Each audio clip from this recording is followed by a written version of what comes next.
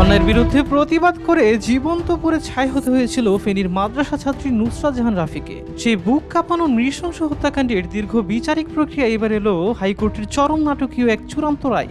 2019 সালে যেখানে বিচারিক আদালত একযোগে 16 জন আসামি সবাইকে মৃত্যুদণ্ড দিয়েছিলেন, সেখানে উচ্চ আদালতের এই নতুন সিদ্ধান্তে মামলার পুরো দৃশ্যপটই আমূল বদলে গেল। কিন্তু ন্যায় বিচারের এই নতুন মোড়ে কার ভাগ্যে কি সাজা জুটলো আর কে পেল মুক্তি?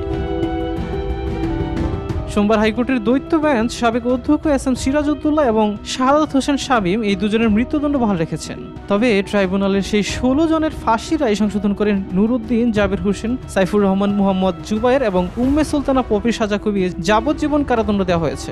সবচেয়ে অবিশ্বাস্য বিষয় হলো সাবেক কাউন্সিলর মাকসুদ আলম, আওয়ামী লীগ নেতা রুহুল আমিন ও কামরুন নাহার মনি সহ বাকি 10 জন আসামিকেই বেকসুর খালাস দিয়েছেন আদালত।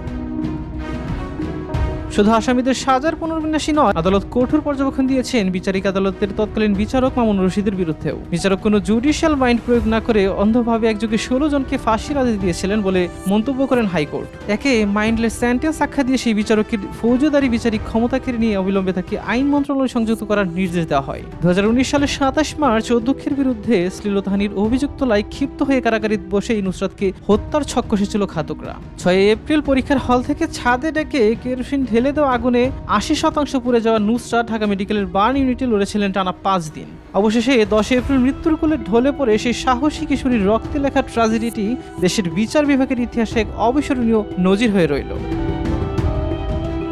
সাব্বির হোসাইন হিরণ, দেশকাল নিউজ।